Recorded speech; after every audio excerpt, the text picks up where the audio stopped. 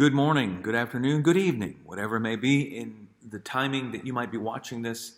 I appreciate you taking just a couple minutes to join me with this weekly update. Let me encourage you first with a word. I believe it's 1 Thessalonians chapter 5 says, pray without ceasing. Pray without ceasing.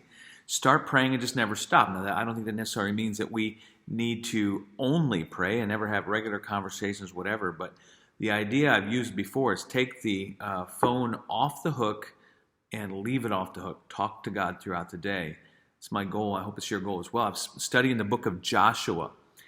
And there were these Gibeonites. Do you remember the Gibeonites in Joshua chapter 9 from Gibeon? And they lived next door, but they saw that Joshua and the Israelites had crossed the Jordan. They had taken out Jericho, right? They had eventually they destroyed Ai. And so they knew that they were next on the list, one of these cities. So they came and they started talking to Joshua and the leaders and said, hey, listen, we're from a far way off. We'd like to make peace with you. They were lying. It wasn't true. And so they tricked, you can read about it in Joshua chapter 9. They tricked Joshua and the other leaders. And they said, look at our victuals. Here's our bread. It's all moldy. And here's our stuff. And so, and we've been traveling for a long way, when really that was a lie. And so Joshua's men, they start looking at the stuff, their bread and their vats of wine that have burst open and all that kind of stuff. And they're like, oh yeah, this bread, this is nasty. This is crusty. Have you heard of Tupperware? You just put it on and you burp it. It works great. If you didn't grow up with Tupperware and Tupperware parties that your mom would have, I'm sorry. But they're like, this is nasty. You definitely have been traveling from a long ways. And the thing I want you to get is chapter 9, verse 14. This is what spoke to me recently as I was studying. The men of Israel sampled their provisions, but did not inquire of the Lord. In essence, they didn't pray. As you study all throughout Joshua, you see victory after victory, a couple of bumps and things there, particularly in Ai, but there's so many victories and inquiring of the Lord, and God says, don't be scared, don't be fearful, I'm going to give this to you, whatever, this is what I want you to do, be faithful to my word, whatever.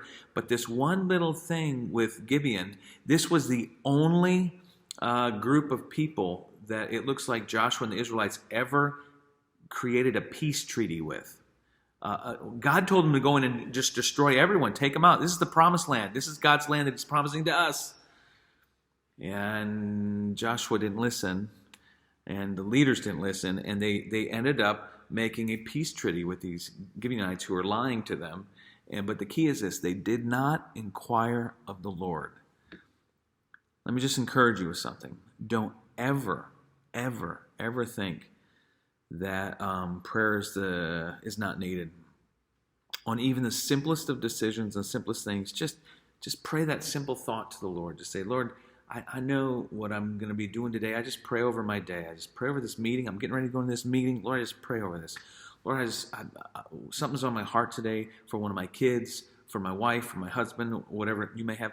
I just want to pray for them. Just lay it out there. Inquire of the Lord. Ask the Lord for His blessing, because prayer is powerful. Now, that's my encouragement to you today. Quick thought on Sunday. This past Sunday was our first service being back together in the parking lot, and it was amazing.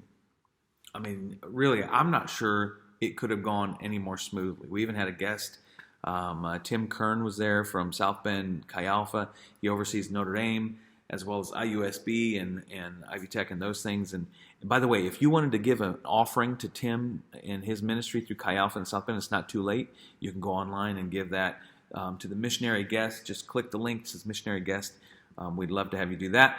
But it was a great service. Last year in 2019 on Memorial Day weekend is always a low attendance for us. I think it was like 238 in 2019. 2019, last year, Memorial Day weekend service, 238.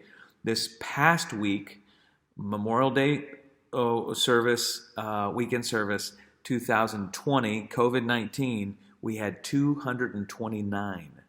So we were only off less than 10 people from last year. attendance isn't everything, but I'm just telling you, the spirit, the ability to see one another, and be the word, remember, together, worship together. Man, it was powerful. And if you missed this past week, I hope you join us this week. This week, once again, we'll be outside. Don't forget, bring your own chair, BYOCC, bring your own coffee, or might I suggest a water bottle. This Sunday is looking like a beautiful day in the 70s and sunny. Can't wait to see you as we worship together once again. Pray without ceasing. Love you, church.